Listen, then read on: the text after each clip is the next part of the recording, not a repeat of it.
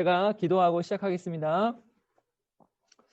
하나님 아버지 감사합니다. 주님께서 또 좋은 한 날 주셔서 이렇게 부활에 대해서 생각해보고 또 공부할 수 있는 시간 허락하여 주시니 감사합니다. 저희가 부활을 바라보며 이 하루하루를 주님께 몸으로 영광 돌리는 하루로 세워나갈 수 있도록 도와주옵소서. 예수님의 이름으로 기도하옵나이다. 아멘. 예, 오늘은 제9과 죽은 사람들의 부활, 이 과를 살펴보도록 하겠습니다. 잠시만요.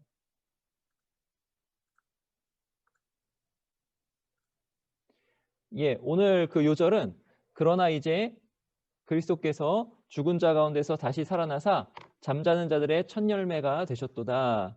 이 말씀입니다. 여기 이 말씀에서 다시 살아나셨다, 부활하셨다라는 거죠. 그런데 죽은 자 가운데서 다시 살아나셨다, 이 말씀을 통해서 우리는 예수님께서 육체적 부활을 하셨다, 이렇게 알 수 있습니다. 그리고 이렇게 다시 살아나셔서 어떻게 되셨냐면 잠자는 자들의 첫 열매가 되셨도다, 이렇게 말씀합니다. 여기 잠자는 자들이라고 했을 때는 죽은 자들, 이것을 은유적으로 또 비유적으로 말씀하는 거죠. 첫 열매가 되셨도다, 이것도 비유인데요. 첫 열매는 추수의 시작이죠. 추수의 시작. 그러면 추수를 시작하신 분이 누구셔요? 하나님이시죠. 하나님이시니까 이 추수는 마침이 있겠죠. 시작하시고 마치시는 하나님이시니까. 그러면 첫 열매가 거두어졌다는 것은 마지막 열매까지 반드시 거두신다라는 거죠. 그러므로 우리도 이렇게 열매로 거두어진다라는 뜻입니다. 그 말은 뭐냐면 우리도 다시 살아난다, 우리도 부활한다, 이런 뜻입니다. 우리 요절을 잠깐 살펴봤고요. 이제 교재를 중심으로 한번 살펴보겠습니다. 구약에 나타난 부활에 대해서 교재에서 말씀하는데요. 구약 성도들도 부활을 믿었습니다. 구약 성도들도 부활을 믿었습니다. 여기서 볼 수 있는 것은 부활이 구약 성경에도 나타나 있다라는 것입니다. 욥은 부활을 기다리겠다고 했으며 시편 기자는 하나님이 자기 영혼을 스올의 권세에서 건져내실 것을 확신했습니다. 시가서의 저자들이죠. 그리고 선지자들도, 선지서의 저자들, 선지자들도 부활을 예언하였습니다. 이렇게 여기까지 이제 말씀을 하나하나 살펴보겠습니다. 욥기 14장. 주는 나를 스올에 감추시며 주의 진노를 돌이키실 때까지 나를 숨기시고 나를 위하여 규례를 정하시고 나를 기억하옵소서. 이렇게 나오는데 이제 스올 나오죠, 스올. 여기 스올이 두 가지 의미가 있다고 그때 말씀드렸죠. 두 가지 의미. 넓은 의미와 좁은 의미가 있죠. 넓은 의미로는 죽은 자들의 영역.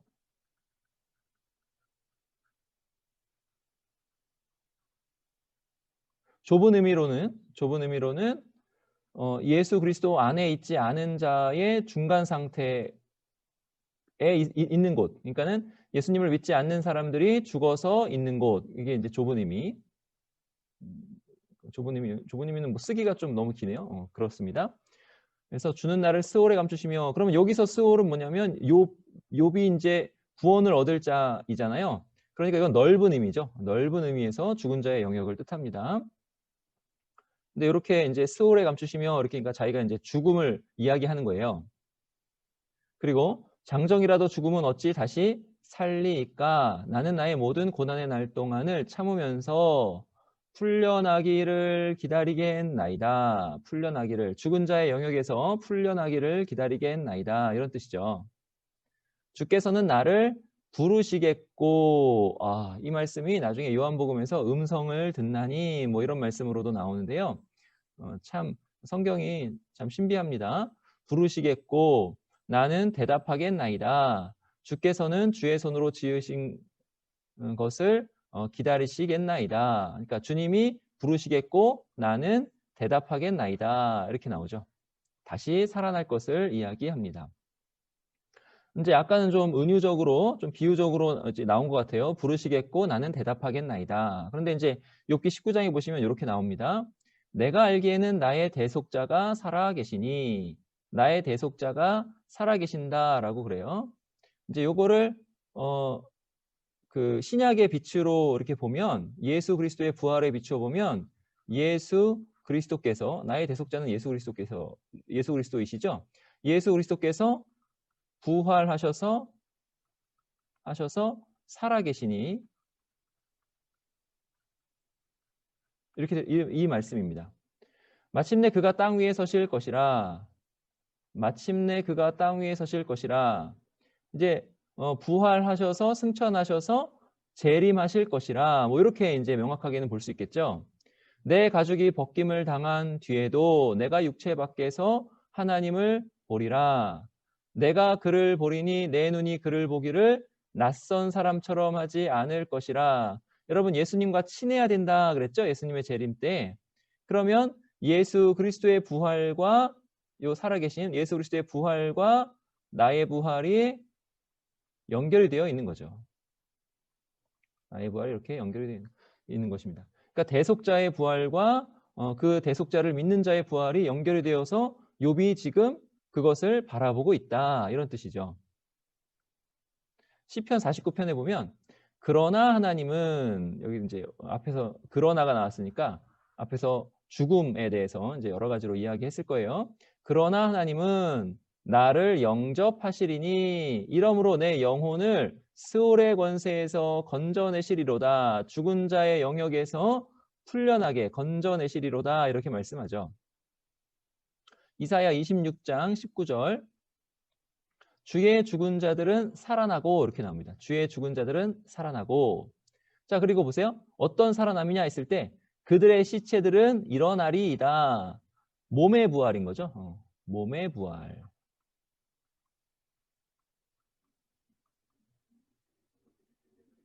티끌에 누운 자들아 너희는 깨어 노래하라. 주의 이슬은 빛난 이슬이니 땅이 죽은 자들을 내놓으리로다. 자, 이거 계시록 20장에서 봤죠? 계시록 20장에서 땅과 바다가 죽은 자들을 내놓는다. 이런 표현 있죠? 이게 이사야에서 가져온 표현이기도 합니다. 땅이 죽은 자들을 내놓으리로다. 다니엘서 12장 그때에 내 민족을 호위하는 큰 군주 미가엘이 일어날 것이요 또 환란이 있으리니 이는 개국 이래로 그때까지 없던 환란일 것이며. 여러분 신기하죠? 계시록에서 대환란에 대해서 이야기하죠. 환란에 대해서 이야기합니다. 언제 환란이 일어난다고 그래요? 사탄이 잠깐 놓였을 때, 그리고 그 놓여서 하는 것이 모든 그 하나님께 반역하는 자들을 모아서 성도들의 진을 대적하는 거죠. 그런 거예요. 그런 환란. 그때에 내 백성 중에 책에 기록된 모든 자가 구원을 받을 것이라. 그때에 그 계시록 20장에 보면은 예수님께서 불로 이들을 멸하시고 재림하신다 이렇게 말씀드렸습니다. 이런 걸 이제 이야기하는 거예요.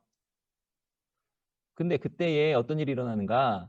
땅의 티끌 가운데서 자는 자 중에서 보세요. 여기 보세요. 땅의 티끌 가운데서 자는 자, 이제 시체가 된 자, 죽은 자 이렇게 되는 거죠. 죽은 자. 많은 사람이 깨어나 다 깨어나는 거예요. 다 깨어나 그 중에서 영생을 받는 자도 있겠고 수치를 당하여서 영원히 부끄러움을 당할 자도 있을 것이며. 그러니까 지금 죽은 자의 부활을 말씀하는 겁니다. 죽은 자의 부활. 여기서는 어떤 부활이에요? 믿는 자의 부활뿐만이 아니라 믿지 않는 자의 부활까지 해서 일반 부활이라고 합니다. 그거를 일반 부활. 일반 부활을 말씀합니다. 그리고 보세요. 그 중에 이제 지혜 있는 자는 누굴까요? 지혜 있는 자. 지혜 있는 자는 믿는 자죠. 믿는 자. 그리고 생명책에 기록된 자죠. 기록된 자. 이 지혜 있는 자는 어떻게 될 것인가? 궁창의 빛과 같이 빛날 것이요. 많은 사람을 옳은 대로 돌아오게 한 자. 이 사람도 누구예요? 여기 믿는 자입니다. 생명책에 기록된 자. 여기 옳은 대는 뭘까요? 옳은 대. 옳은 대. 하나님의 의. 하나님의 의. 하나님의 의로 하나님께서 마땅하다 여기시는 그 길로 돌아오게 한 자는 별과 같이 영원토록 빛나리라. 보세요. 궁창의 빛과 같이 빛날 것이요. 별과 같이 영원토록 빛나리라. 이렇게 말씀합니다. 여러분 그, 그 낭만적인 그 노래 가운데 저 별은 나의 별, 저 별은 너의 별 그러죠. 뭐 사람이 죽으면 별이 된다 이렇게 얘기하는데 이게 이제 사람들 안에 어떤 민간으로 내려오는 신앙인데 그 안에도 진리가 있는 것 같아요. 별과 같이 영원토록 빛나리라 성경에 말씀합니다. 누가요? 믿는 자가 생명책에 기록된 자가. 그러니까 이 사람들은 영원히 참 영광스러운 부활 안에 있을 것이고 그다음 믿지 않는 자들은 영원히 고통을 당하며 수치스러움 가운데 있을 것이다. 이렇게 말씀하는 거죠. 너는 가서 마지막을 기다리라. 마지막 종말의 때죠. 종말. 아까 큰 환난 후에 부활 말씀하는 겁니다. 종말. 이는 내가 평안히 쉬다가 아까 이제 잠자는 자 쉼. 그다음에 끝날에는 내 몫을 누릴 것임이라. 이렇게 말씀합니다. 근데 이제 구약이 이렇게 말씀하는데요. 구약에는 그 육체적 부활, 몸의 부활에 대해서는 그렇게 많이 말씀하고 있지는 않아요. 이제 구약에서 이것을 말씀하는 것이다라고 신약에 예수님의 부활 이후에 우리에게 가르쳐 주신 것으로 보니 이런 말씀이 이렇게 가르치고 있구나 이렇게 깨달았던 거죠. 구약이 이제 잘 명확하게 말씀하고 있지는 않습니다. 근데 신약에서 훨씬 명확하게 말씀하죠. 왜 그럴까요? 왜 신약에서 훨씬 명확할까요? 예수 그리스도께서 부활하셨잖아요. 실제로 눈으로 봤잖아요. 그러니까 요거를 딱 보니까 그리스도가 이러한 고난을 받고 이렇게 죽으시고 다시 살아나실 것을 성경에 말씀하셨다 이렇게 되니까 그것을 가지고 다시 구약을 살펴보니 이렇게 부활을 이렇게 말씀하는 거구나 이렇게 되는 거예요. 그래서요 여러분 예수님께서 제자들에게 부활에 대해서 가르쳐 주실 때 제자들이 알아들었나요? 못 알아들었나요? 못 알아들었어요. 그러니까 이제 당시에 구약을 이 예수님의 부활의 눈으로 볼 수 없었던 사람들은 그걸 잘 못 알아들었다 이렇게 생각하시면 됩니다. 그러면 이제 신약에 나타난 부활 보겠습니다. 예수님은 부활이 없다고 하는 사두개인들의 질문에 대해 이 시대의 논리로 다 설명할 수 없는 부활이 분명히 있다. 부활이 분명히 있다고 말씀하셨습니다. 이 말씀도 뒤에서 살펴볼게요. 예수님께서 말씀하신 부활. 그 다음에 바울은 어찌하여 부활이 없느냐라고 반문합니다. 이건 고린도전서 15장 부활장이죠. 부활이 없다면 우리의 믿음 전체가 헛것이고 우리는 가장 불쌍한 자들이라고 말합니다. 이 말씀 잘 아시는 말씀입니다. 이처럼 성경은 부활을 확증합니다. 자, 신약에 나타난 부활 볼까요? 마태복음 22장. 부활이 없다는 사두개인들이 그날 예수께 와서 물어 이르되 자, 사두개인들 이성을 중시하는 사람들입니다. 이성 중시하는 사람들. 그래서 이들은 논리적으로 합리적인 이유를 들어서 부활이 없다라고 주장을 했어요.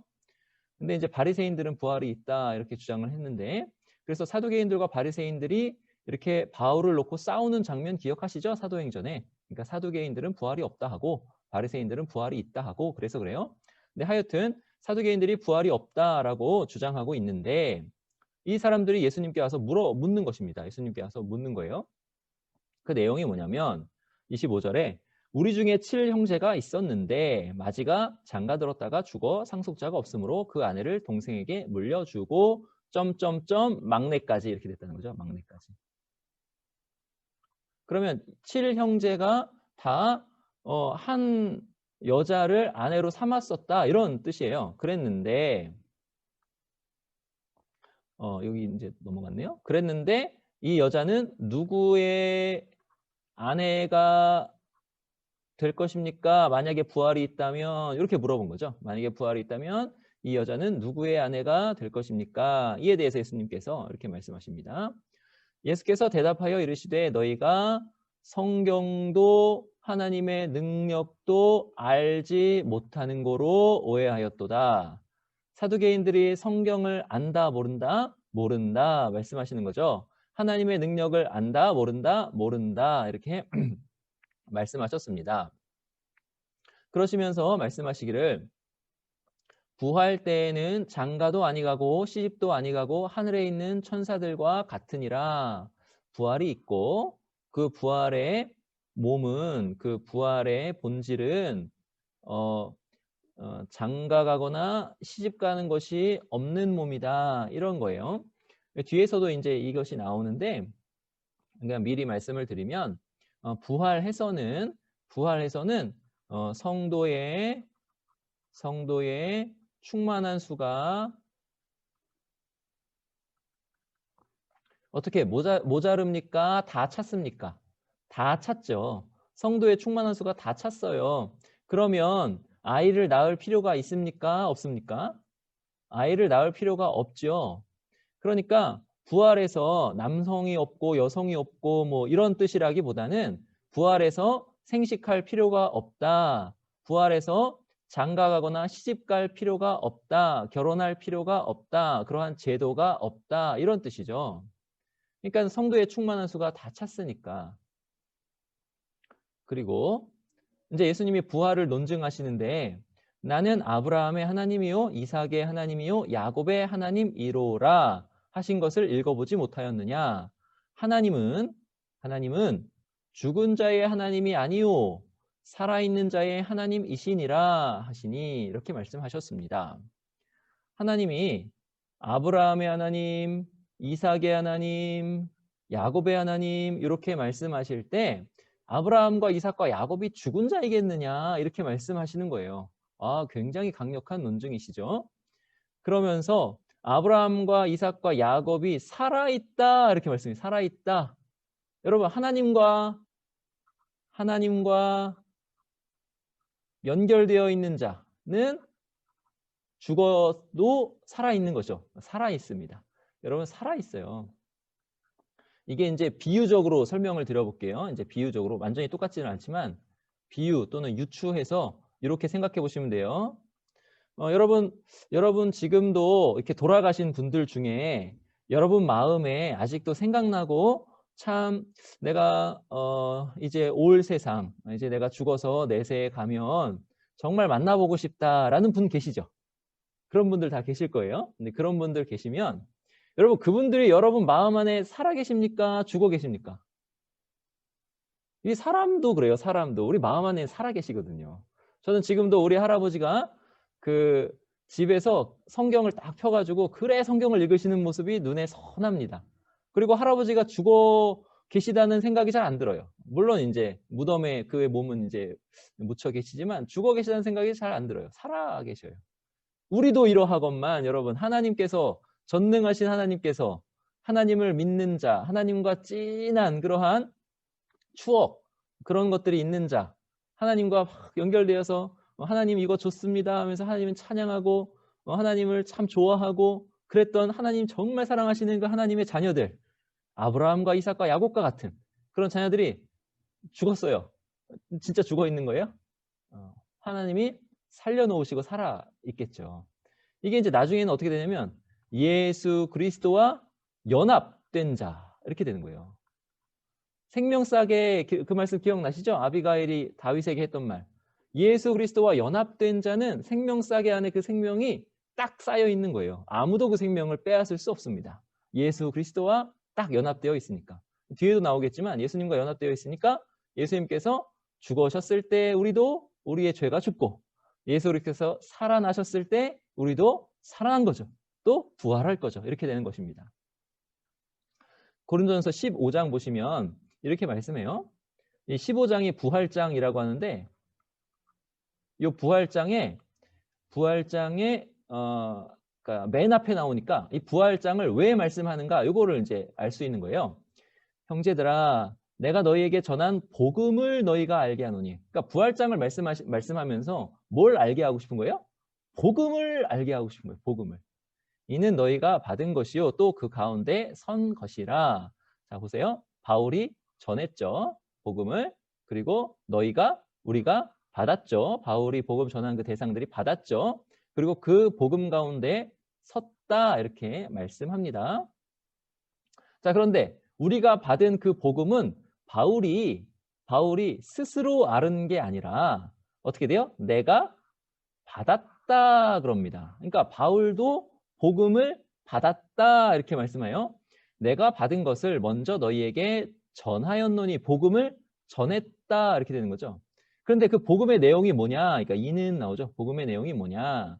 이는 성경대로 그리스도께서 우리 죄를 위하여 죽으시고, 자, 예수님이 죽으셨는데 어떻게 죽으셨는가? 왜 죽으셨는가? 하나님께서 작정하셔서 성경에 기록된 대로 죽으셨다라는 거죠. 여러분 그냥 대표적으로 생각나는 말씀들이 있으시죠? 이사야 53장 여호와의 종의 죽음.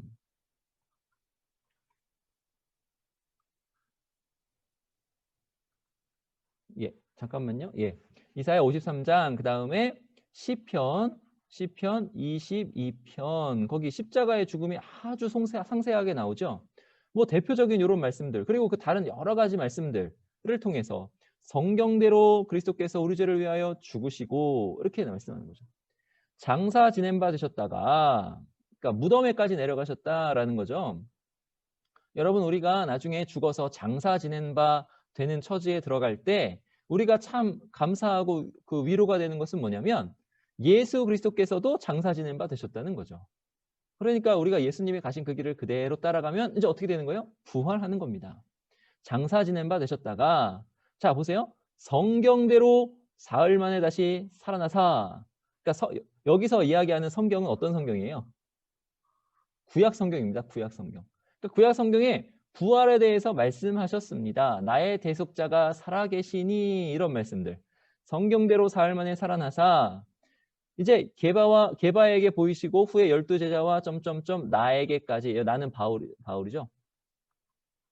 나에게까지 보이셨다 이렇게 말씀하는 겁니다. 그런데 이게 복음이죠. 복음. 구약 성경에 말씀하신 대로 우리 죄를 위하여 죽으시고 우리 죄를 다 짊어지시고 대속죄의 제물이 되셔서 죽으시고 그리고 장사 지낸 바 되셨다가 성경대로 다시 살아나셨다. 이게 복음입니다. 이 복음의 핵심. 그러니까 이 복음을 너희가 알지 못하기를 원하지 않는다니까 너희가 복음을 알기를 원한다. 이런 뜻이죠. 자, 그러면 이게 이제 어떻게 되었는가 보세요. 시편 16편이 예수 그리스도의 부활을 말씀하는데 어떻게 말씀하냐면 이제 16편 처음부터 쭉 살펴보고 싶은데 그러면 시간이 너무 오래 걸려서 이제 9절, 10절만 좀 가져왔어요. 자, 시편 16편 9절, 10절. 이러므로 나의 마음이 기쁘고 나의 영도 즐거워하여 내 육체도 안전히 살리니 여기 내 육체도 안전히 산다 이렇게 말씀합니다. 내 육체도 안전히 산다. 그러니까 몸의 부활을 말씀해요. 근데 이렇게 되는데 이는 어떻게? 이는 주께서 내 영혼을 수월해 버리지 아니하시며 주의 거룩한 자를 멸망시키지 않으실 것임이니이다. 이렇게 돼. 여기서 이제 이거를 썩음을 보지 않으실 것이다. 않게 하실 것이다. 그러니까 몸을 다시 살리실 것이다. 이런 뜻이에요. 그러니까 부활을 바라보며 나의 영도 즐거워하고 내 육체도 안전히 살 것이다. 이걸 바라본다라는 거죠. 자, 근데 요거를 가지고 사도 베드로가 이제 어떻게 이야기하냐면 사도행전 2장에서 그가 하나님께서 정하신 뜻과 미리 아신 대로 내준 바 되었거늘 너희가 법 없는 자들의 손을 빌려 못 박아 죽였으나 하나님께서 그를 사망의 고통에서 풀어 살리셨으니 이는 그가 사망에 매여 있을 수 없었음이라. 그러니까 부활하셨다라는 거죠. 여기 보세요. 정하신 뜻, 미리 아신 대로 이게 뭐예요? 성경대로 이제 죽고 그리고 살리셨다. 이렇게 말씀합니다. 그러면서 이제 그것에 대한 근거를 시편 16편을 가져오는 거예요. 다윗이 그를 가리켜 이르되 내가 항상 내 앞에 계신 주를 배웠으며 나로 요동하지 않게 하시기 위하여 내 우편에 계시도다. 시편 16편에 나오는데요. 그러므로 내 마음이 기뻐하였고 내 혀도 즐거워했으며 내 육체도 희망에 거하리니 아까 시편 16편 9절 맞죠? 9절. 그 다음에 이는 내 영혼을 음부에 버리지 아니하시며 주의 거룩한 자로 썩음을 당하지 않게 하실 것임이로다. 여기 이제 70인역에서 그 히브리어 그 성경을 이렇게 번역해 놓은 거예요. 썩음을 당하지 않게 하실 것이미로다. 자, 그리고 주께서 생명의 길을 내게 보이셨으니 주 앞에서 내게 기쁨이 충만하게 하시리로다 하였으므로 여기 다 시편 16편에 나옵니다. 여러분 집에서 시편 16편 한번 찾아보세요. 찾아보시면 이 말씀이 다 나와요. 근데 이걸 가지고 베드로가 이렇게 가져왔어요. 하였으므로 자, 이제 사도행전 2장 계속됩니다. 29절에 보세요. 베드로가 이제 해석하는 거예요. 형제들아, 내가 조상 다윗에 대하여 담대히 말할 수 있노니 다윗이 죽어 장사되어 그 묘가 오늘까지 우리 중에 있도다. 다윗이 지금 죽어 있다라는 거죠. 죽어 있는데 그러면 그 다시 살아나는 것은 다윗이 아닌 다른 이 아니냐라는 거죠. 그럼 다윗이 그 기록을 어떻게 했느냐 했을 때 그는 선지자라. 여러분 다윗을 쫙 보실 때 시편을 딱 보실 때 하나의 시각을 하나 더 덧붙이셔야 돼요. 다윗은 뭐라고요? 왕이면서도 선지자라. 다윗이 시편에 자기에 대한 어떤 시를 쫙 쓸 때 자기에 대한 시만으로 쓰지 않고 예수님을 바라보면서 쓴 시가 되게 많아요, 여러분. 제왕시 뭐 이런 시들 보면 예수님을 바라보면서 쓴 시가 되게 많거든요. 그는 선지자라. 하나님이 이미 맹세하사 그 자손 중에서 한 사람을 그 위에 앉게 하리라 하심을 알고 여기 사무엘하 7장에 다윗 언약 내 위를 영원히 견고하게 하리라 라는 다윗 언약 그것을 알고 미리 보았다. 선지자니까 미리 보았다. 미리 본 거로 미리 본 사람으로서 뭘 말해요? 그리스도의 부활을 말하되 그러니까 내 육체가 안전히 거한다라는 게 어떻게 안전히 거한다는 거예요? 그리스도의 부활 안에서 안전히 거한다라는 거죠. 그가 음부의 버림이 되지 않고 그의 육신이 썩음을 당하지 아니하리라 이렇게 그렇게 미리 보았다라는 거죠. 그러니까 그대로 성경대로 이 예수를 하나님이 살리셨다. 성경대로 부활하셨다. 우리가 다 이 일의 증인이로다. 베드로가 지금 복음 전도하는데 뭘 전하고 있어요? 부활을 전하고 있습니다. 실제로 제자들이 부활을 보았죠. 우리는 부활을 어떻게 믿습니까? 제자들이 본 것을 증언함으로 믿는 거죠. 증언함으로. 우리는 그 증언을 믿는 거죠. 근데 그 증언이 굉장히 생생해서 부활을 부인할 수가 없어요. 본고로 증인이로다 이렇게 됐습니다. 자, 이제 예수님의 부활. 그러니까 이제 정리를 하자면 성경대로 죽으시고 부활하셨다. 그게 복음의 핵심 내용인데 정말로 성경에 보니까 시편 16편에 그렇게 나와 있고 그것을 베드로가 잘 해석하여서 성경대로 예수 그리스도께서 우리 죄를 위해서 죽으시고 장사 지냄 받으셨다가 부활하신 것을 잘 이해하게 하고 그것을 우리가 그 일의 증인이로다 하였죠. 그럼 이 복음을 첫 번째로는 예수 그리스도께서 우리에게 전해주신 이 복음을 사도 베드로랑 그런 제자들이 전함을 받은 거죠. 그리고 또 바울에게도 이것이 복음이 전해진 거고 이 전함을 받은 사람이 또 이 복음을 누구에게 전수하여 주는 거죠. 전하였다. 그러면 또 그 복음을 받고 또 전하고 이렇게 되는 겁니다. 자, 예수님의 부활. 예수 그리스도의 부활을 통해 성도의 부활이 확실해집니다. 예수 그리스도 안에서 예수 그리스도와의 연합. 여러분 아까 하나님 안에서 살아있는 아브라함과 이삭과 야곱을 생각해 보세요. 예수 그리스도의 부활은 성도의 부활의 첫 열매다 이렇게 말씀합니다. 이거 맨 서두에 맨 앞에서 말씀드렸습니다. 나무에 첫 열매가 열리면 그 후에 계속해서 열매가 맺힐 것이고 그것을 추수할 것이다 이렇게 말씀합니다. 그처럼 예수 그리스도의 부활은 이어서 성도들도 부활하게 될 것을 보여줍니다. 그리스도와 교회는 연합되어 있습니다. 자, 이전 시간에 계속 제가 강조드렸던 말씀 있죠? 그리스도와 함께 그와 더불어 왕노릇할 것이다. 이거 말씀드렸죠. 그러니까 그리스도와 연합, 함께 그리스도 안에서 이렇게 돼요. 그러므로 예수님이 십자가에 죽으셨을 때 우리도 그와 함께 죽었습니다. 예수님이 부활하실 때 우리도 그와 함께 살아났습니다. 자, 지금 영적으로 살아있는 우리, 이거 중요하죠. 거듭난 우리. 지금 영적으로 살아있는 우리. 요거를 계시록에서는 뭐라고 한다고 그랬죠? 계시록 20장 첫째 부활 이렇게 말씀드렸죠. 그러니까 첫째 부활은 영적인 생명을 얻었다라는 뜻입니다. 그리고 육체적 부활이 있을 것이다. 그렇게 말씀드렸어요. 장차 그분처럼 육체적으로도 살 것입니다. 자, 근데 그러면 여기 로마서 6장 5절. 만일 우리가 그의 죽으심과 같은 모양으로 연합한 자가 되었으면 여기 연합 나오죠. 연합. 죽으심과 같은 모양으로 연합.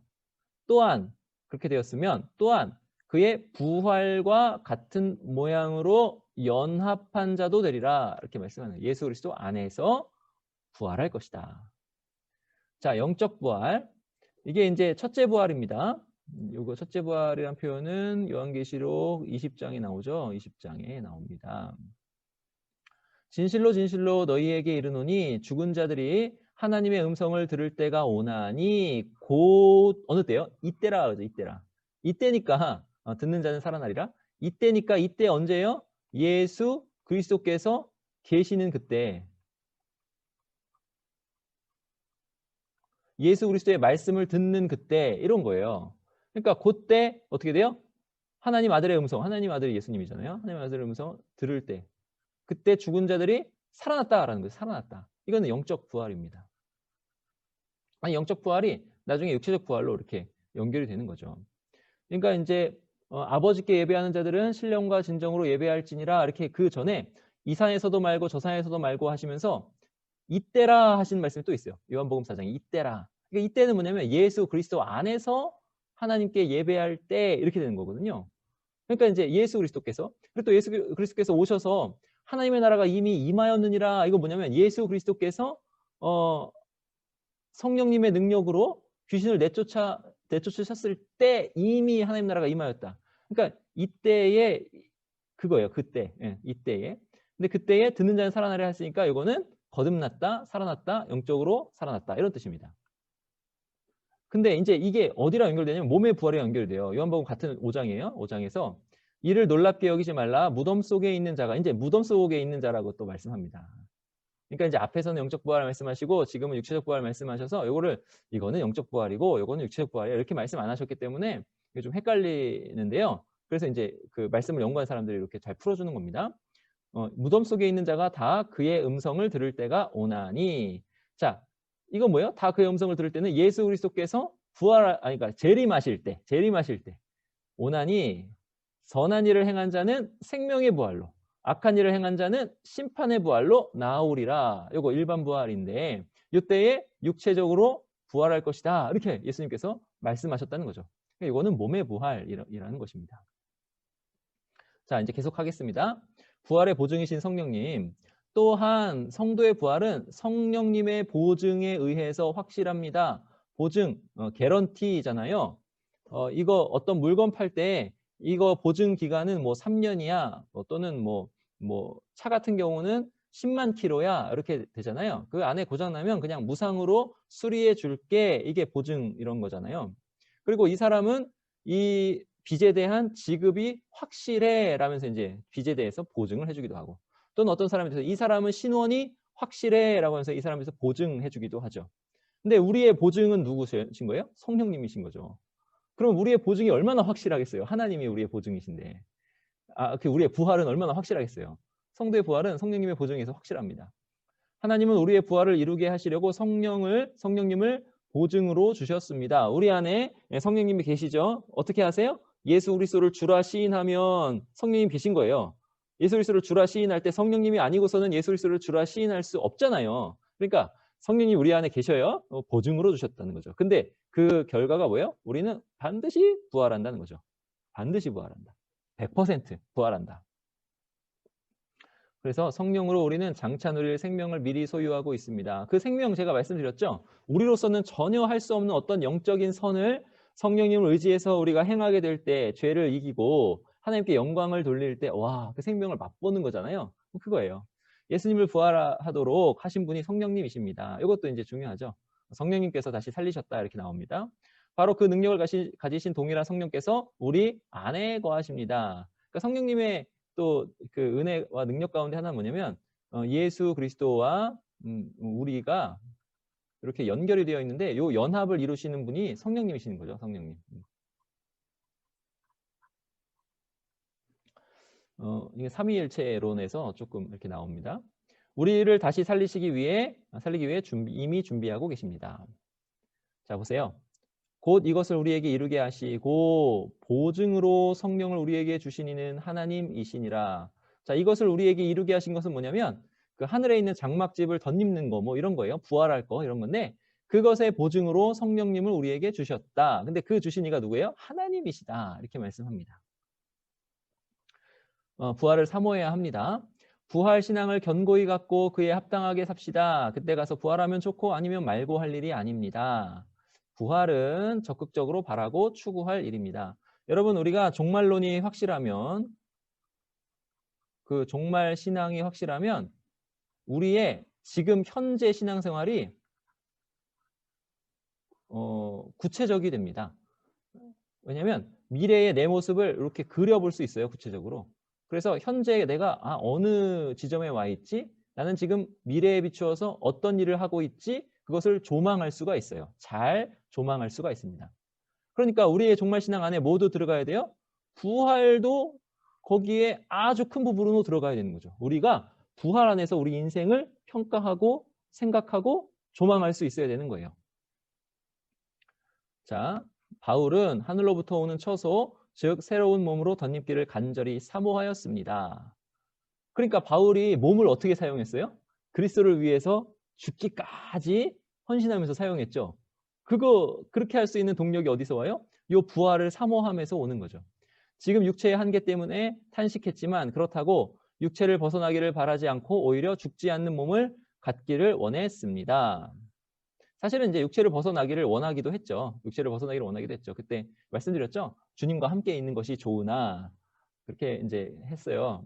근데 내가 오히려 몸으로 너희와 함께 있는 것이 너희에게 유익이다. 그래서 자기의 유익이 아니라 너희에게 유익이다. 이런 식으로. 그러니까 이제 부활을 조망하는 사람은 부활을 사모하고 지금 현재를 조망하는 사람은 내가 부활할 것을 바라보니 지금 현재 내가 이 몸으로 너희와 함께 있고 너희를 복음으로 섬기는 것이 너희에게 유익이라 이런 말을 할 수 있는 거예요. 자, 보세요. 고린도후서 5장 4절. 아까 5장 5절에 보증으로 성령을 주시는 하나님이시니라 이렇게 나온 그 앞절이에요. 참으로 이 장막에 있는 우리가 이 장막은 이 땅의 장막을 뜻해요. 그러니까 이 몸 뜻해요. 이 장막에 있는 우리가 짐진 것 같이 탄식하는 것은 여러분 이 몸이 마음에는 원이로 돼 육신이 약하도다 그런 말씀 아시죠? 이 몸이 짐진 것 같아요. 참 이렇게 나가서 하나님께 영광 돌리고 싶고 봉사하고 싶고 많은 사람 섬기고 싶고 했는데 몸이 아파요. 몸이 안 움직여져 잘. 마음은 원이야. 이 원이고. 그래요. 또 우리의 이게 죄성이 있어가지고 하나님께 나아가서 하나님께 영광 돌리고 하자는 걸 자꾸 막아요. 뒤로 이렇게 막 막아요. 그래요 지금. 우리 지체 가운데 죄가 있다. 죄성이 있다 그러잖아요. 짐진 것 같이 탄식해요. 근데 그렇게 하는 것은 이 몸을 벗고자 함이 아니오. 이게 참 멋있는 말이에요. 이게 다 확 버려. 나는 이제 영혼만 있으면 하나님을 자유롭게 섬길 수 있어. 이게 아닌 거예요. 그거는 헬라 사상이라고 그랬어요. 헬라 철학이라고 했어요. 헬라 철학은 몸을 악한 것으로 보고 영혼을 선한 것으로 봐서 몸에서 벗어나는 게 해방이라고 생각하는 게 헬라 철학이에요. 근데 우리가 믿는 신앙은 그게 아니에요. 몸을 벗고자 함이 아니에요. 뭐예요? 오히려 덧입고자 함이니. 와, 멋있는 말씀. 덧입고자 함이니. 자, 이 죽을 것, 죽을 것이 생명에 삼킴바 되게 하려 함이라. 부활의 몸에 삼킴바 되게 하려 함이라. 이거예요. 와, 얼마나 너무 멋있습니다. 이 부활을 바라보는 사람이에요. 부활을 바라보는 사람. 몸의 부활을 믿지 않는 사람들이 있습니다. 여러분, 그 고대로부터 몸의 부활을 이렇게 바라보고 믿는 사람은 거의 없어요. 상식적으로 그게 말이 안 된다라는 거예요. 헬락 철학도 마찬가지였습니다. 근데요, 신학자들 가운데서도 몸의 부활을 교묘하게 부인하는 사람들이 많이 있습니다. 자유주의 신학 가운데. 이는 부활을 교묘하게 부인하는 것입니다. 육체적 부활을 믿지 않으면 부활에 대해서 불신하는 것입니다. 육체적 부활입니다. 여러분, 뭐가 사는 거예요? 우리 몸이 다시 사는 겁니다. 성경은 분명히 육체의 부활을 이야기하고 있습니다. 성경은 예수님을 부활의 첫 열매, 죽은 자 가운데서 먼저 나신 분이라고 하죠. 그러니까 예수님이 몸으로 부활했다라는 거죠. 성도들의 부활은 예수님의 부활과 같습니다. 예수님의 부활은 어떤 부활이었어요? 분명히 살과 뼈를 가진 육체의 부활이었습니다. 성경은 명시적으로 그리스도의 구속에 영혼뿐만이 아니라 몸을 포함시킵니다. 몸을 포함시켜요. 하나님은 우리 영혼뿐 아니라 우리 몸을 위하십니다. 그러니까 몸의 부활인 것입니다. 보세요. 누가복음 24장 39절. 내 손과 발을 보고 나인 줄 알라. 또 나를 만져보라. 그러니까 제자들이 회의를 하는 거예요. 아, 자기가 지금 예수님을 지금 보고 있는데 예수님이 몸으로 지금 오신 게 아니라 영으로 왔다. 아, 지금 몸이 아니라 영으로 왔다. 이렇게 회의적으로 바라보니까 예수님 그걸 딱 아시고 이리 와봐, 이리 와봐 하시면서 내 손과 발을 봐봐. 또 나 만져봐봐 하시면서 영은 살과 뼈가 없으되 너희 보는 바와 같이 나는 있느니라. 부활하셔서 어떻게 부활하셨다는 거죠? 몸으로 부활하셨다. 나는 몸으로 부활했다. 몸으로 지금 있다. 이렇게 말씀하시는 것입니다. 예수님이 몸으로 부활하셔가지고 제자들이 그 문 닫고 다 이렇게 꽁꽁 아무도 못 들어오게 문 잠그고 있는데 그 가운데 딱 서시니까 얼마나 깜짝 놀라겠어요. 영이다 이제 그렇게 생각할 수도 있겠죠. 근데 예수님이 몸이다. 나는 지금 몸으로 같이 너희가 있다 이렇게 말씀하신 거죠. 그뿐 아니라 또한 우리 곧 성령의 처음 익은 열매를 받은 우리까지 또 속으로 탄식하여 양자 될 것 곧 우리 몸의 속량을 기다리느니라. 이 말씀은 뒤에서 잘 설명드릴게요. 로마서 8장 23절. 이 몸의 속량이 부활입니다. 부활. 그리고 성령의 처음 익은 열매가 예수 그리스도의 부활이죠. 예수 그리스도의 부활.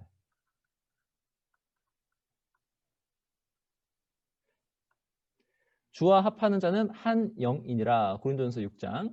근데 보세요. 여기 잘 보시면 이 말씀도 주위에서 잘 보시면 여기 영 말씀하잖아요. 영, 한 영. 영을 말씀하는데 뭘 말씀하는지 보세요. 음행을 피하라 말씀하세요. 왜? 사람이 범하는 죄마다 몸 밖에 있거니와 음행하는 자는 몸의 죄를 범하느니라. 지금 영 말씀하시면서 뭘 말씀하시는 거예요? 영혼. 너네가 영혼을 위해서 영적인 일을 해. 사색을 하고 뭔가 막 깊은 진리를 깨닫고 뭐 이게 아니에요. 영을 말씀하시면서 지금 주와 합하여 영적으로 하나가 된 그것을 말씀하시면서 뭘 말씀하시냐면 몸을 말씀하시는 거예요. 몸. 이거 왜 그럴까? 부활이 아니면 설명이 안 되죠. 몸을 말씀하세요. 그러면서 지금 19절 계속됩니다. 너희 몸은 너희가 하나님께로부터 받은 바 너희 가운데 계신 성령의 전인 줄 알지 못하느냐. 또 몸을 말씀하세요. 영 얘기하시고 값으로 산 것이 되었으니 그런즉 너희 몸으로 하나님께 영광을 돌리라. 그러니까 왜 이렇게 얘기하실까요? 영으로 주와 합하여 한 영이잖아요.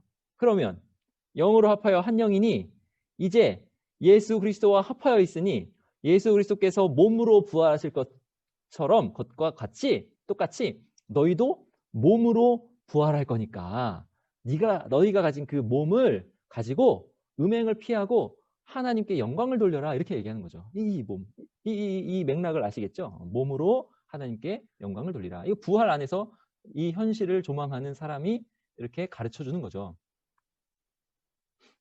우리의 부활한 몸은 지금의 몸과 다를 것이다. 그러나 우리 자신의 몸이다. 그러니까 부활의 몸에 연속성과 비연속성이 있습니다. 연속성은 뭐냐면 우리를 부활해가지고 알아볼 수 있는 거죠. 내 남편이었네. 내 남편이네. 알아보는 거죠. 내 아내네. 근데 거기서는 이제 결혼 제도가 없으니까 뭐 어떻게 부를지는 잘 모르겠어요. 근데 하여튼 그것보다 남편과 아내보다 훨씬 하나됨의 안에서 하나된 것으로 부를 거예요. 그러니까 섭섭해하지 마세요. 훨씬 더 하나가 되는 거예요. 훨씬 하나된 것으로 알아보는 거죠. 그런 의미에서는 연속성이 있어요. 근데 완전히 다른 몸입니다. 완전 다른 몸이에요. 바울은 지금의 몸은 땅에 있는 장막집, 부활의 몸은 하늘에 있는 영원한 집. 그러니까 땅에 있는 것과 하늘에 있는 것의 차이가 있다는 거예요. 엄청난 차이겠죠. 우리는 지금 몸과 다른 형체로 부활할 것입니다. 엄청나게 영광스럽게 부활한다는 뜻을 이렇게 쓴 것 같아요. 이거는 이제 뒤에서 해보겠습니다. 자, 우리의 장막집이 땅에 있다. 무너지면 하나님께서 지으신 집, 곧 손으로 지은 것이 아니요 하늘에 있는 영원한 집이 우리에게 있는 줄 아느니라. 여러분 이 말씀이요. 이게 얼마나 참 영광스러운 거냐면요. 여러분 손으로 지은 것이 아닌 집, 이게 구약 성경에 어디서 쓰였는지 아세요? 성전에서 쓰였습니다. 성전. 그러니까 하나님이 손으로 지은 집에 거할 수 없으니 내가 만든 이 성전에 하나님이 거기 묶여 계시겠습니까? 이런 말씀이 나오고요. 계속 나와요. 손으로 짓지 아니한 곳, 하늘 이렇게 나옵니다. 근데 그거를 지금 뭐에다가 말씀하냐면 우리의 부활 몸에다 말씀하는 거예요. 그러니까 너희 몸은 하나님의 성전이 되었다라는 말씀이 얼마나 깊은 말씀인지 몰라요. 구약부터 쭉 이어져 내려오는 말씀입니다. 우리 몸은 하나님의 성전이 되었어요. 근데 하늘에서 지은 집, 손으로 지은 것이 아니고 성전. 하늘에 있는 영원한 집, 우리 부활체. 그 하나님과 우리가 온전히 하나가 될 수 있는 그런 몸으로 우리에게 덧입혀진다라는 거죠. 지금의 몸은 여기서는 했고 앞에는 했고요. 지금의 몸은 욕된 것이지만 부활의 몸은 영광스러운 몸입니다. 여러분 얼마나 영광스러운지.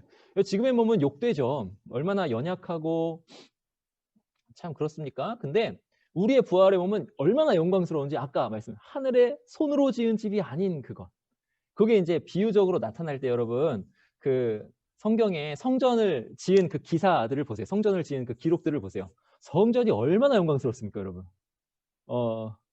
그 황금으로 다 입히고 그 안에 있는 그 천사의 그 장식들, 그 각종 보석들, 그 식양, 그 무늬들, 그리고 성전의 그 모양, 그 가로 세로 넓이 뭐 이런 것들에 아주 정교한 것들, 그러한 그 영광스러운 그것을 잘 기록한 걸 잘 보세요. 그렇게 영광스러운 몸, 그렇게 영광스러운 몸, 우리의 부활할 몸, 하나님이 충만히 임재하셔도 되는 그럴 만한 몸. 그럼 얼마나 영광스러운지 몰라요. 상상이 안 되죠. 그런 영광스러운 몸이에요. 제가 어떻게 설명을 하고 싶은데 설명을 못 하겠어요. 이게 말로 표현할 수 없는 영광스러운 몸입니다. 지금 몸은 약하지만 부활하면 강한 몸이 될 것입니다. 여러분 드라마 같은 데 보면 그 뭐 도깨비 같은 뭐 드라마 보면 도깨비 몸이 어때요? 엄청 강하잖아요. 그죠? 막 순간 이동 막 하고 여기 있다 저기 있다 하고 뭐 차가운데 막 차를 딱 막고 요새 그 넷플릭스에서 별에서 온 그대 다시 해주더라고요. 옛날에 그 되게 인기 있었던 드라마 김수현 나오고 전지현 나왔던 그 드라마 보면 김수현이 외계인이에요. 외계인인데 거기 보면 달리는 차를 갑자기 나타나서 순간이동해가지고 딱 막아요. 근데 차가 딱 부서지지 몸이 안 부서져요. 와, 강한 몸. 지금은 여러분 우리가 하나님께 찬양을 드릴 때 저도 지금 이렇게 강의하면서 목이 막 갈라 그러거든요. 하나님께 찬양 드리고 기도하면 목이 빡 가잖아요. 약한 몸. 근데 얼마나 강한 몸이 될지 상상할 수 없이 강한 몸. 강한 몸이 될 것입니다. 지금은 약한 몸인 것이 하나님을 뵈면 우리 몸이 죽어요. 그때는 하나님을 눈으로 뵐 것이다. 강한 몸. 지금은 육의 몸이지만 그때는 신령한 몸이 됩니다. 자, 여러분 이 신령한 몸은 뭐냐면 성령님께서 충만하게 다스리시는 몸, 이런 몸이 신령한 몸이에요. 막 신령하다 해가지고 뭐 그런 뜻이 아니라 성령님께서 충만하게 다스리시는 몸. 이건 뭐냐면 나의 의지, 이게 성령님의 의지, 완전 같은 그런 몸이에요. 성령님께서 우리를 다스리시는데 그 다스리심이 얼마나 충만하고 신밀하고 막 이렇게 합치되어 있는지 내가 원하는 것이 성령님께서 원하는 것이 되고 성령님께서 원하시는 것이 내가 원하는 것이 되고 완전 자유롭게. 지금은 이게 하나님의 뜻인가 아닌가 고민할 수밖에 없고 이게 막 안에서 내가 죄 때문에 욕심 때문에 이렇게 하는 것이 아닌가 그렇게 생각할 수밖에 없는 그런 몸이지만 그때의 몸은 그냥 자유롭게 무엇인가 내가 원하는 대로 하는데 그게 내가 원하는 것이 아니요 성령께서 원하는 것인 내가 원하는 것이 똑같은 성령님께서 원하시는 것과 똑같은 그런 몸. 와, 얼마나 그런 몸이 그려지세요? 자꾸 생각하세요. 그리고 부활하면 우리 몸은 썩지 않고 죽지 않을 몸이 될 것입니다. 당연하죠. 이렇게 됩니다. 자, 그렇게 이제 말씀합니다. 이게 이제 이 말씀에서 가져온 거죠. 썩을 것으로 심고 썩지 아니할 것으로 다시 살아나며. 그러니까 여러분 부활의 몸에는 썩음이 있습니까 없습니까? 없어요. 그러니까 쭈글쭈글 이렇게 막 주름 막 생겨가지고 이렇게 늙어감이 있을까요? 화면이 지금 뽀해가지고 주름이 안 보이는데 눈가 주름 장난 아니에요. 저 지금 막 늙어가고 막 두드러지 나고 몸 약해지고 이렇게 죽어가고 썩은 가운데 있어요. 지금 몸은. 근데 그때에는 음식 잘못 먹었다고 막 두드러지 나고 뭐 배 아프고 안 그렇다는 거죠. 썩지 아니할 몸. 그리고 욕된 것으로 심고 영광스러운 것으로 다시 살아나며 앞에서 다 설명했습니다. 약한 것으로 심고 강한 것으로 다시 살아나며 육의 몸으로 심고 신령한 몸으로 다시 살아나나니 육의 몸이 있은즉 또 영의 몸도 있느니라. 육의 몸이 있은즉 영의 몸도 있느니라. 확실합니다. 여러분. 확실해요. 부활의 몸. 여기 이제 다 설명을 드렸어요. 넘어가겠습니다. 이것도 설명을 드렸습니다. 이렇게 할 필요가 없다라고 말씀드렸죠. 결혼 제도가 있을 필요가 없습니다. 자, 몸의 중요성. 그러니까 우리 몸이 얼마나 중요하겠어요. 성령께서는 우리 몸을 자기의 성전으로 삼으십니다. 몸이 우리 굉장히 중요합니다. 우리의 몸을 가치 있고 영광스럽게 하십니다. 일찍이 영지주의, 이거 헬라 철학 사상에 영향을 받은 사람들, 이거 아니라고 그랬습니다. 그래서 그 몸을 소홀히 여기지 않으시고 우리 몸을 구원하십니다. 그래서 구원은 몸이 회복되어야 완성이 되는 거예요. 그리고 이제 부활에는 일반 부활이 있습니다. 신자와 불신자가 모두 부활하는 거죠. 자, 요거. 자, 세대주의적 전천년설에서는 신자의 부활과 악인의 부활 사이에 1000년이 있다고 가르친다고 그랬죠. 근데 요거 아니라고 그랬어요. 동시적으로 보세요. 의인과 악인의 일반 부활이 동시적으로 있다라고 말씀드렸습니다. 이건 잠시 복습했습니다. 일반 부활, 그리고 일반 부활에서 심판의 부활과 생명의 부활이 있습니다. 생명의 부활과 심판의 부활. 그래서 신자는 예수 그리스도와 합하여 영원한 생명을 가지게 되고 불신자는 둘째 사망에 처하게 됩니다. 이거 영원한 형벌이라고 그랬습니다. 자, 요거 이제 앞에서도 살펴봤고요. 요한계시록 21장 지난번에 20장을 살펴봤는데 21장에 이렇게 나와요. 두려워하는 자들과 믿지 아니하는 자들과 흉악한 자들과 살인자들과 음행하는 자들과 점술가들과 우상숭배자들과 거짓말하는 모든 자들은 불과 유황으로 타는 못에 던져지리니 이것이 둘째 사망이니라. 근데 둘째 사망에 가지 않는 사람들 누구예요? 첫째 부활. 자, 첫째 부활한 사람들, 즉 생명책에 기록된 사람들. 요한계시록 20장에서 앞장에서 둘째 사망에 처해진다 아니다? 아니다 라고 말씀드렸습니다. 우리는 이런 사람들이에요. 그러니까 확실히 부활할 사람들입니다. 신자는 부활하여 높이 들려 영광 가운데 주와 함께 할 것입니다. 왕노릇한다고 그랬습니다. 불신자는 꺼지지 않는 불못에 던져져 영원토록 고통을 당할 것입니다. 그래서 선인의 부활은 생명의 부활이고 악인의 부활은 심판의 부활입니다. 이걸 보면 참 무섭습니다, 여러분. 그래서 예수님을 잘 믿으셔야 됩니다. 요한복음 5장 여기 보시면 그 5장 앞에서 이때라 하시면서 예수님의 음성을 들은 사람들, 그게 이제 영적 부활이라고 했죠. 거듭나 살아났다. 그다음에 이제 뒤에서 무덤 속에 있는 자가 다 그의 음성을 들을 때가 오나니, 재림 때 오나니 선한 일을 행한 자는 생명의 부활로, 악한 일을 행한 자는 심판의 부활로, 믿는 자들, 믿지 않는 자들 이렇게 나오리라 말씀입니다. 그래서 우리는 하나님께 드리는 삶을 드려야 되겠습니다. 하나님께 드리는 것이야말로 자기 몸을 위하여 할 수 있는 가장 의미 있는 일입니다. 우리 영광스러운 몸을 한번 생각해 보세요. 자, 그러므로 형제들아 내가 하나님의 모든 자비하심으로 너희를 권하노니 너희 몸을, 우리의 몸은요 아직 완전하진 않지만 어떤 몸이에요? 영적인 몸이에요. 자, 완성은 언제 돼요? 부활 때 돼요. 자, 우리가 어떻게 영적 몸입니까? 성령께서 우리 안에 이미 계시잖아요. 갈등하고 뭔가 성령님께 순종해야 되는데 순종 못하기도 하고 막 그렇잖아요. 그렇지만 성령님께서 끊임없이 감동하시고 막 그런 몸이죠. 아직 지금 벌써부터 지금부터 이미 이 영적 몸이에요.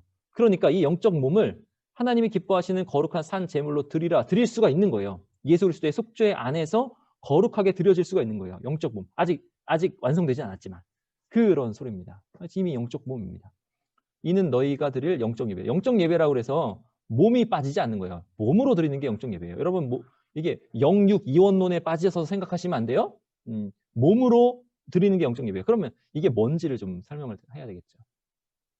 그래서 이제 부활 후에 우리가 뭘 할까? 뭐 이런 것들을 제가 잠깐 설명할게요. 이거는 이제 교재에는 나오지 않지만 우리가 그 부활을 조망하면서 우리의 삶을 자리매김하기 위해서 이걸 잠깐 설명할게요. 자, 부활 후에는 우리가 뭘 할까? 어떻게 살까? 어떻게 지낼까? 성경에 많이 안 나와 있어요. 우리가 생각하면서 조금 유추해 볼 수 있습니다. 보세요. 피조물이 고대하는 바는 이 고대하는 바. 이 고대가 참 잘 번역됐어요. 헬라어로 두 손을 이렇게 두 손을 모으고 빨리 왔으면 좋겠다 이런 고대예요. 여러분 그 학수고대라는 말 알아요? 학수고대? 학이 막 이렇게 두 손을 모으고 막 고대하는 것처럼 학수고대 그런 거예요. 고대하는 바는. 근데 누가 고대해요? 빨리 왔으면 좋겠다. 이게 피조물이 고대해요. 하나님의 아들들이 나타나는 것이니. 와, 여러분 피조물들이 하나님의 아들들이 나타나는 걸 고대하고 있어요. 뭐가 나타나는 걸 고대하냐? 하나님의 아들들 누굴까요? 우리예요, 우리가 나타나는 거. 그러니까 지금 보세요. 온 피조물 자리에 지금 죄와 사망의 고통으로 이렇게 막 이렇게 물들어 있어요. 이렇게 물들어 있어요. 힘들게. 근데 이런 것들이 다 없어지고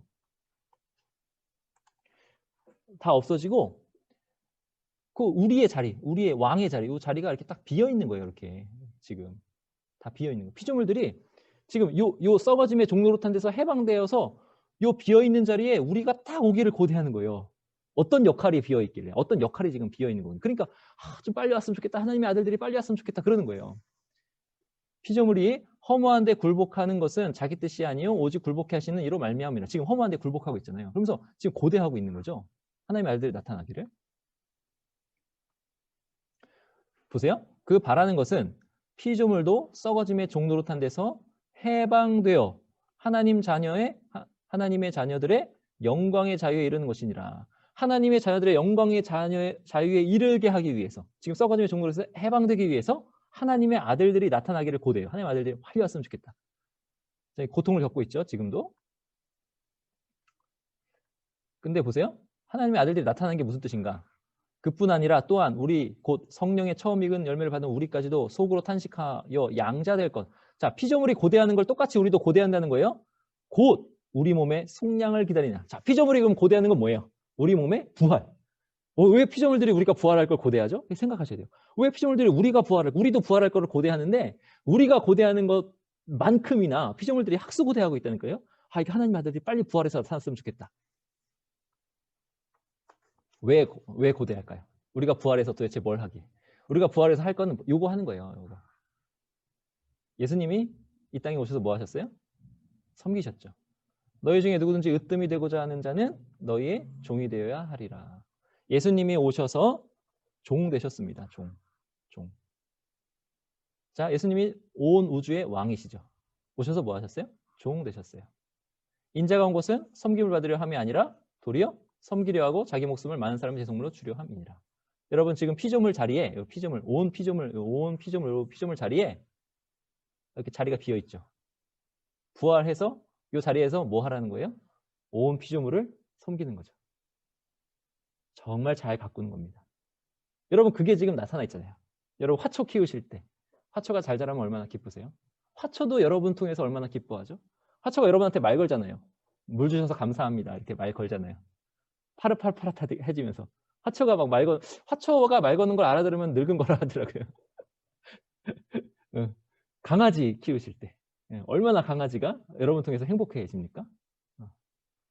그건 강아지는 강아지고 여러분이 자녀들을 잘 기르실 때 자녀가 여러분 통해서 얼마나 기쁨 가운데 여러분의 섬김 가운데 생명력이 풍성해집니까? 이게 지금 하고 있는 거잖아요. 성령님 안에서. 지금 하고 있는 거 부활해서도 하는 거죠. 그러니까 부활의 조망으로 이때를 바라보니까 내가 더 어떻게 해야 되겠다? 종돼야 되겠다? 더 잘 섬겨야 되겠다? 이게 너희 몸으로 하나님께 영광을 돌리는 거죠. 영적 예배니라 이렇게 되는 거예요. 섬겨라 해가지고 율법적으로 섬기는 그런 게 아니에요. 우리가 지금은 진짜 섬기고 싶어도 종되고 싶어도 막 자존심, 이기심 이것 때문에 안 되잖아요. 근데 부활하면 된다니까요. 돼요, 그게. 그걸 생각하시면서 지금 나를 죽여야 되는 거죠, 자꾸. 내 이기심, 죄성을 죽여 종으로, 섬김으로, 내 것을 희생함으로. 희생해라 해라가 아니에요. 부활을 바라보니 내가 부활해서 내 자리가 있는 거예요. 이거 보세요, 여러분. 아이고. 이거 보세요. 이거 보시면 온 우주에 이렇게 별이 많아요. 우주가 왜 이렇게 넓을까요, 여러분? 왜 이렇게 넓을까요? 하나님이 쓸데없는 거 안 지으시는데. 여기 어딘가에 우리 자리가 있겠죠. 여기 어딘가에 우리 자리가 있겠죠. 우리의 영역이 있을 거고 우리는 거기서 영원토록 하나님께 영광을 돌리며 다스리며 우리의 자리를 학수고 대하는 그 피조물들을 여기 딱 부활의 몸으로 딱 채워져서 우리가 생명을 딱 이렇게 전하는 그러한 다스림으로, 종된 다스림으로 다스릴 것입니다. 그게 우리의 부활에서 하나님께 영광을 돌릴 우리의 몸이죠. 밤하늘을 보시면서 이런 생각을 좀 하셔야 되는데, 저 별은 너의 별, 저 별은 나의 별 하시면서 부활 생각하시면서 이거 하셔야 되는데 별이 안 보여요. 요새 별이. 참 신앙적으로 좀 안 좋은 시대를 살고 있습니다. 부활을 이렇게 생각하시면서 하나님께 영광 돌리시기 바랍니다. 예, 기도하시겠습니다. 하나님 아버지 감사합니다. 주님께서 은혜 주셔서 부활을 생각하며 이 시대에 무엇을 어떻게 하며 살아가야 될지를 생각하게 하여 주시니 감사합니다. 하나님, 우리가 생명이 우리를 삼켜 부활의 몸으로 하나님께 영광 돌릴 것을 바라보며 이 시대 이 땅에서 하나님께 영광 돌리게 하여 주시되 섬김으로 종됨으로 영광 돌리게 하여 주옵소서. 감사드리고 예수님의 이름으로 기도하옵나이다. 아멘.